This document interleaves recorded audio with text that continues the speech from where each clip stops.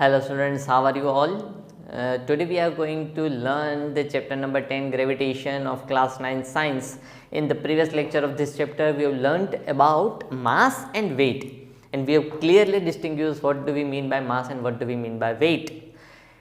The amount of matter in any object is known as mass, but the force exerted on that object due to the gravity of the other object is known as weight. Clear? Unit of mass is kg, unit of weight is Newton. Newton, it means weight is a type of force due to gravity. Weight एक तरीके का force ही है, but because of gravity, the force due to gravity is known as weight. But the unit of mass is kg, kilogram.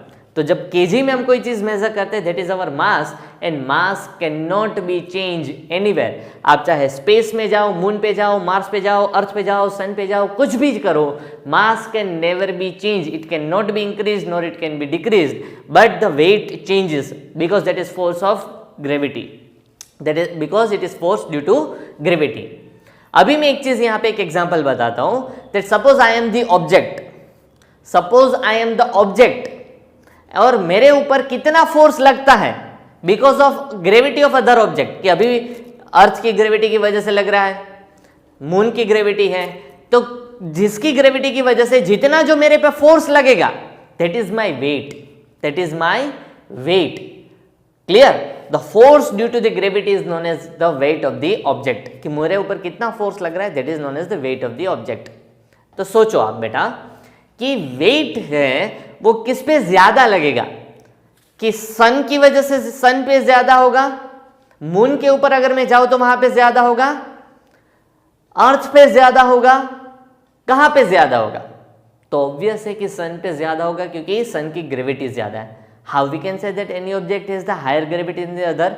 हम कैसे पता लगाएंगे कि अर्थ की ग्रेविटी से सन की ग्रेविटी ज्यादा है?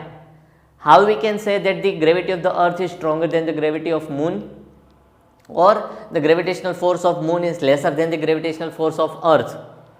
कैसे पता लगेगा? That is dependent upon the mass of the object, कि मून का जितना मास है उसे अर्थ का मास ज्यादा है, अर्थ का जितना मास है उससे सन का मास ज्यादा है. तो जितना ज्यादा मास उतना ही ज्यादा ग्रेटर ग्रेविटेशनल फोर्स, उतना ही ज्यादा फोर्स एक्सर्ट कर सकता है. इसीलिए जितना वेट मेरा मून पे होगा उससे ज्यादा वेट मेरा अर्थ पे होगा, जितना वेट मेरा अर्थ पे होगा उससे कहीं ज्यादा वेट मेरा सन पे होगा. बेटा वो बात अलग है कि वहां पे मैं जल जाऊंगा, but the weight experience, weight यानी फोर्स है, वो एक तरीके का फोर्स है. So and so we measure the weight in newton, but how much weight, what is the weight of an object on the moon, what is the weight of an object on the moon? तो उसके पहले याद करते हैं what is the weight of an object on the earth. हम कैसे major करते हैं? तो यहाँ पे जो अर्थ का मेजर करते हैं कि for example wait of an object on the अर्थ, तो इसीलिए मैं वेट के लिए W इंडिकेट करता हूँ, और अर्थ का वेट है इसीलिए मैं E इंडिकेट करता हूँ. That is equals to mg. तो मास तो कोई ऑब्जेक्ट का है, मेरा है, किसी और का है, लेकिन ये G कहाँ से आया? तो G वैल्यू आई थी यहाँ से कि F की दो फॉर्मूलाज थी, F is equals to mg, और F की दूसरी फॉर्मूला है ग्रेविटेशनल फोर्स की, that is capital G, mass of object, mass of earth upon radius of earth का स्क्वायर. तो ये जो मास ऑफ ऑब्जेक्ट है, इन दोनों फॉर्मूलाज को कंपेयर करते थे. So mass of object into G, that is equals to capital G m0 me upon d square. तो यहाँ से m0 कट होता था और मुझे G की वैल्यू मिल जाती थी. मुझे किसकी वैल्यू मिलती थी? G की वैल्यू. मतलब मुझे अगर mg चाहिए तो मैं ये फॉर्मूला यूज कर सकता हूँ, because they are one and the same thing. This also gets the force, इससे भी मुझे फोर्स ही मिलता है. So I want to find the weight on moon, I want to find the weight on moon, that is capital G, object of mass, mass of object sorry, and then mass of moon divide by radius of the moon, radius of the moon square. समझ में आया क्या किया मैंने? यही वाला formula use किया, लेकिन मास ऑफ अर्थ की जगह हमने क्या यूज किया? Mass of moon, because I want to find my weight on moon, because I want to find the weight on moon. The value of capital G is 6.67 into 10⁻⁻11. Mass of object का तो mass ऐसे ही रहेगा m. Clear? ये value भी change नहीं होने वाली है, ना तो अर्थ पे चेंज होने वाली है ना तो मून पे चेंज होने वाली है। देखो एक बार फिर से हम ट्राई करते हैं, क्लियर। तो यहां पे दोनों फॉर्मूला सेम है, तो एक सिंपल सी फॉर्मूला हम यूज करते हैं, the formula for finding the gravitational force, और ग्रेविटेशनल फोर्स को ही बोलते हैं weight, that is G mass of object. Capital M लिखता हूं ताकि आपको टेक्स्ट बुक के हिसाब से पता चले, मास of earth upon D square, distance between two object. अगर मुझे ये अर्थ का चाहिए, अगर मुझे ये अर्थ का चाहिए बेटा, तो देखो wait of an object on the अर्थ, तो ये capital G mass of object, और ये जो कैपिटल एम है मास ऑफ अर्थ हो जाएगा upon radius of earth, and that is उसका स्क्वायर। अगर मुझे मून का चाहिए, अगर मुझे मून का चाहिए तो capital G mass of object mass of moon upon D square. ये दो एम अलग नहीं है, मास ऑफ मून एम ही है जैसे ही एम एम है, क्लियर। तो अगर मून का चाहिए तो मुझे इन दोनों की रेडियस और सारी चीजें चाहिए। तो यहाँ पे हमें टेक्स्ट बुक में दिया हुआ है टेबल 10.1 में, that mass of earth is that is equals to 5.98 into 10 raised to mass of earth, that is 5.98 into 10 raised to 24 kg, और जिसे हम अप्रोक्सीमेट लेते हैं 6 into 10 raised to 24 kg। Mass of moon भी हमें वहीं पे दिया हुआ है, that is 7.36 into 10 raised to 22, 7.36 into 10 raised to 22 kg, clear बेटा। तो यहाँ पे ये दो चीजें दी हुई है, radius of earth and radius of moon भी हमें वहीं पे दिया हुआ है। So the radius of earth कितना है 6.37 इंटू 10 रेज टू 6 मीटर, जिसे हम अप्रोक्सीमेट लेते हैं 6.4 into 10 raise to 6 metre.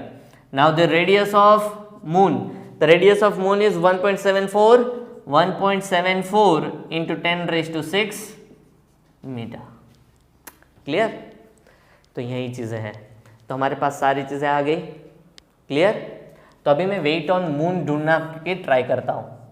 Wait of moon formula क्या है वेट ऑफ मून का, G M mass of moon upon radius of moon का square.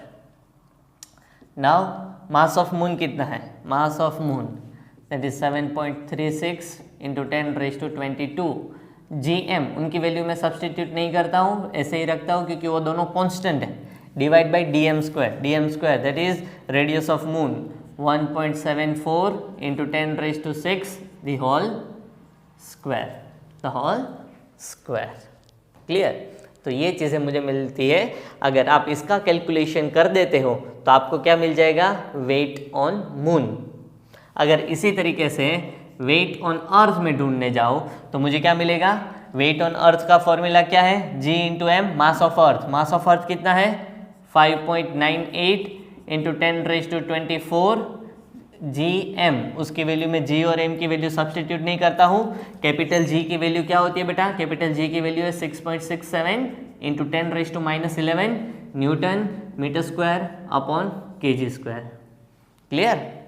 So this is the value of capital G and m that is equals to mass of object. कोई भी मास ले रहे हो उसका ऑब्जेक्ट, आप मेरा मास ले रहे हो एज ए ऑब्जेक्ट मुझे कंसिडर करते हो, देन इट इज 65। किसी और का ले रहे हो 2 kg 1 kg, तो मास of object, clear. So that is the thing. तो यहाँ पे ये दोनों चीजें कांस्टेंट है तो उसे हम नहीं सब्सटीट्यूट करते, बाकी सारी चीजें अर्थ जो चेंज हो रही है उसे हम कहते हैं radius of the earth that is 6.4 into 10 raise to 6 the whole square. इन दोनों को डिवाइड करें, weight of moon upon weight of earth, क्योंकि हमें कंपेयर करना है ना किसका ज्यादा है कितना कम है। तो यहाँ पे अगर हम देखें तो weight of an object on moon and weight of an object on earth that will is equals to, देखो ये 10 रेज टू 6 कट हो जाएगा, क्लियर। तो एक बड़ा सा वैल्यू देखो इसके बीच में ऐसा डिवीजन आ जाएगा, तो ये सारी चीजें ऊपर चली जाएगी, ये चीजें नीचे आ जाएगी, तो आपको आंसर मिलेगा 7.36 into 6.4 into 10 raise to 22 divide by 5.98 into 1.74 into 10 raise to 24, क्योंकि 10 रेज टू 6 10⁻⁶ यहाँ पे कट हो जाएगा and finally you will get the answer 0.165। इसको कैलकुलेशन से कट करोगे ना 2, 2, 3 से, फिर डिवीजन मल्टीप्लिकेशन करो तो फाइनली आंसर क्या मिलेगा 0.165 and that is approximate equal to 1/6। That is approximately equal to WM/WE कितना होता है 1/6। तो इससे पता क्या चला बेटा that weight of an object on Mars upon weight of an object on Earth is equals to 1/6। ये दूसरी तरफ जाने दे तो क्या मिलेगा weight of an object on Mars that is equals to weight of an object on Earth into 1/6 that is 1/6 the weight of an object on the Earth। कि अगर हमारा यहाँ पे weight 600 न्यूटन है तो मून पे हो जाएगा 100 Newton that is 1/6 that is the weight of an object on the Earth। Clear. तो यहाँ पे हमने कैलकुलेशन किया बेटा, बहुत ही सिंपल सा कैलकुलेशन हमने किया हुआ है। क्या कैलकुलेशन किया है, जैसे मैं बोलता हूँ ना सिंपल सा कैलकुलेशन तो 2-3 तो गाली ऐसे घुस आती है कि हाँ ये सिंपल बोलते हो इसको, है ना। सी अगेन सिंपल थिंग्स जो हमने आती है वही चीज हम वापस दोहराते हैं। फोर्स का फॉर्मूला है ग्रेविटेशनल फोर्स का, that is gravitational constant G product of the masses upon the square of the distance between two object. अगर दो ऑब्जेक्ट हैं, एक का ऑब्जेक्ट का मास स्मॉल m, दूसरे ऑब्जेक्ट का मास कैपिटल M, उन दोनों के बीच डिस्टेंस है वो d और ये capital G that is gravitational constant, then we can get the gravitational force. Gravitational force मेरे पे जितना लगता है, मैं अर्थ पे हूं तो अर्थ की वजह से मेरे ऊपर ग्रेविटेशनल फोर्स लगता है, इसलिए मैं यहाँ पे चिपका हुआ हूं, बाहर नहीं चला जाता हूं।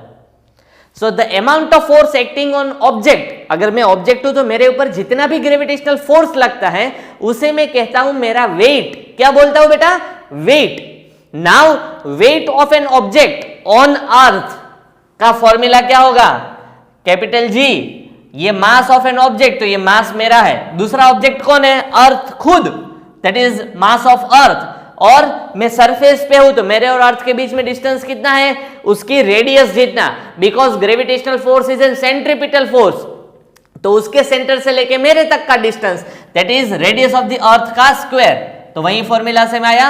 अगर मैं मून पे चला गया, जाने वाला नहीं हूं लेकिन शायद फ्यूचर में कोई आप में से कोई मुझे ले जाए, तो वेट ऑफ मून कितना हो जाएगा, capital G mass of an object that is my mass, and दूसरा ऑब्जेक्ट कौन सा है, moon, that is mass of moon and radius of moon.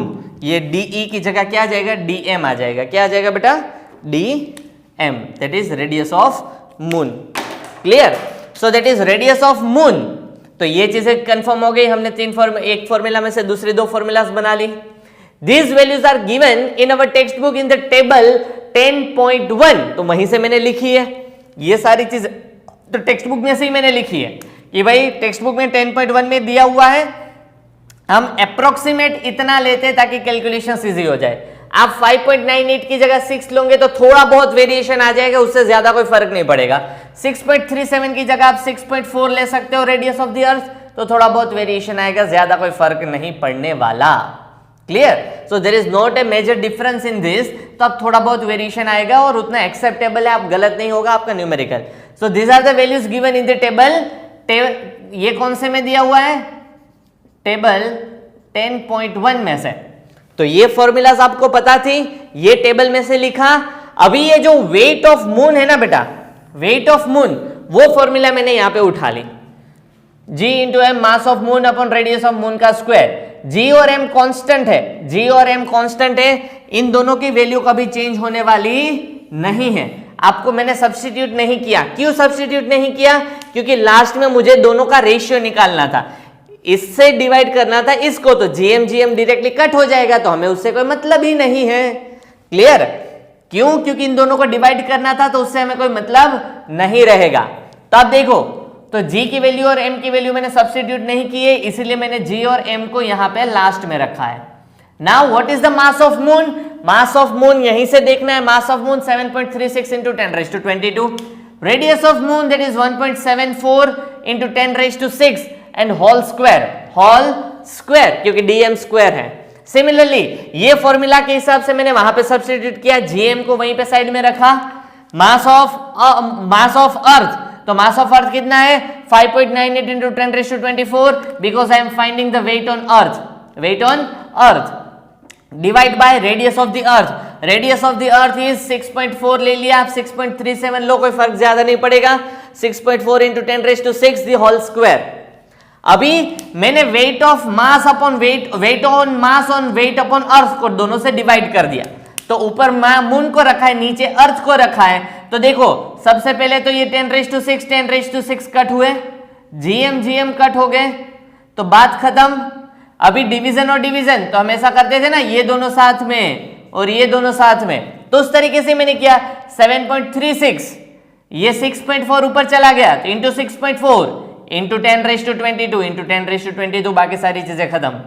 अभी नीचे ये दोनों मिक्स करना है। 5.98 इंटू 1.74 इंटू 10⁻24, 5.98 इंटू 1.74 इंटू 10⁻24, इन दोनों को कट करोगे आपको बेटा तो आंसर मिलेगा अप्रोक्सीमेट 1.65।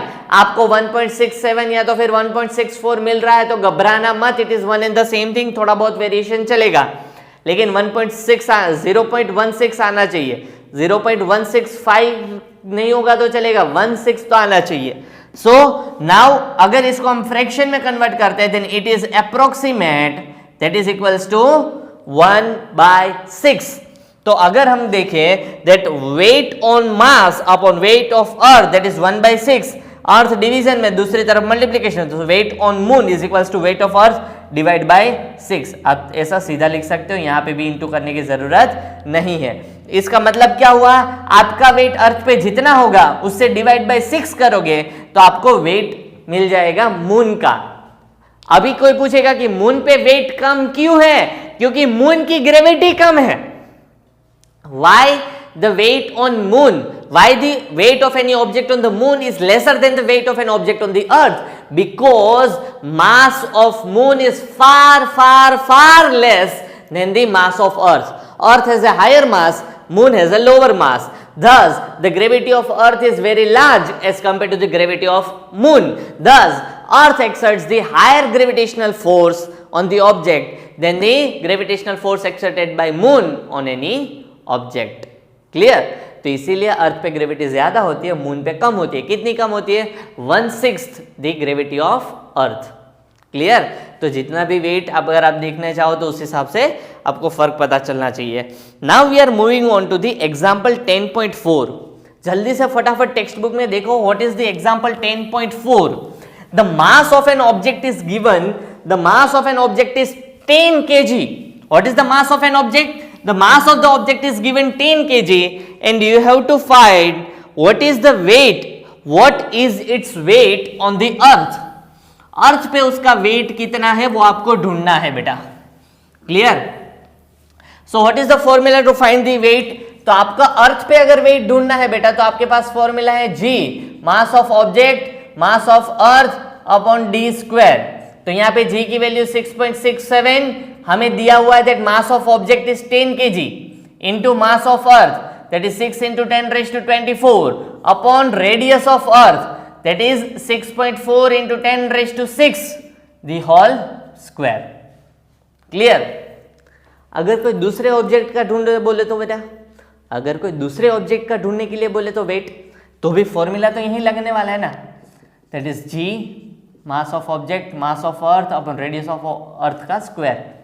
कौन सी चीज चेंज होने वाली है? ये वाली। कौन सी चीज कांस्टेंट रहने वाली है? इतना तो कांस्टेंट ही रहेगा, सिर्फ आगे जो m होगा ना वो चेंज होगा, बाकी ये चीज। Now this thing is known as the small g। या तो आप इतना बड़ा कैलकुलेशन करो या तो फोर्स का फॉर्मूला लगाओ mg। What is mass? 10 kg। What is the gravitational acceleration? That is 9.8, that is 98 Newton, that is 98 Newton. समझ में आया क्या किया बेटा हमने? पता चल रहा है कि ये 98 न्यूटन कैसे मिला? 98 न्यूटन कि सिंपल से कि भाई ये सभी चीजों का कैलकुलेशन करोगे ना, 10 को निकाल दो, बाकी सभी चीजों का कैलकुलेशन करोगे तो आपको आंसर मिलता है 9.8। इसलिए हमने दूसरा फॉर्मूला लगा दिया mg। तो यही फॉर्मूला से आप लगा दो, आपको तो पता है gravitational acceleration of the earth is 9.8, so that is m into G. Mass हमें टेक्स्ट बुक में दिया गया है क्वेश्चन में, that is 10 kg, 10 into 9.8 that is 98। हमें वेट पूछा गया है, तो यहाँ पे आप F की जगह दूसरा कोई सिंबल यूज कर सकते हो। F की जगह आप क्या कर सकते हो, वेट के लिए weight of an object that is 98 newton, बात खत्म, quite simple. Now example 10.5, example 10.5, an object weighs 10 newton. एक ऑब्जेक्ट का वेट कितना है, वेट यानी फोर्स ही होता है बेटा, ठीक है, यानी एफ ही लिखता हूँ ताकि हमें कंफ्यूजन ना हो। 10 newton when measured on the surface of the earth, ये वेट ऑन अर्थ है, वेट ऑन अर्थ है। Now what would be it weight, what would be its weight when measured on the surface of the moon. तो अगर हमें surface of the moon पे अगर हमें major करना है तो क्या होगा, that will be the weight of object on earth divide by 6, that is what is the weight of an object on the earth, that is 10, 10 by 6, 2 5 जा 2 3 जा, that is 5 by 3 Newton, or decimally we can write that 1.67 Newton। 666 continue रहेगा, तो second digit पे मैंने round up कर दिया, that is 1.67 Newton. अगर अर्थ पे वेट 10 न्यूटन है तो मून पे वेट कितना होगा, 1.67, that is 1/6 of the weight on the earth. Quite simple, तो बहुत ही सिंपल सी चीज़ है। यहाँ पे इसीलिए मैंने 1.67 लिखा है। इसको आप कैलकुलेट करोगे ना बेटा तो आपको आंसर मिलेगा, आपको आंसर क्या मिलेगा, 1.66666 कंटिन्यूस रहेगा। तो यहाँ पे मैंने राउंड अप कर दिया, 5 से बड़ा डिजिट है तो यहाँ पे आगे मैंने +1 करके बाकी का निकाल दिया, दैट इज 1.67 न्यूटन। इसीलिए टेक्स्ट बुक में ऐसा दिया होगा, तो आप देख लेना एक बार। So here we have completed the examples, in text के क्वेश्चंस और exercise, in text questions and exercise हम नेक्स्ट लेक्चर में कंप्लीट करेंगे। Clear, the in text and exercise solution is also given to you, आप तक पहुंच ही गया होगा, तो आप उसमें से एक बार देख लेना ताकि आप जहाँ भी यहाँ पे हम बोर्ड में वर्क करें तो आपको थोड़ा बहुत समझ में आए और मेरे साथ लिख सके बेटा। Thank you very much.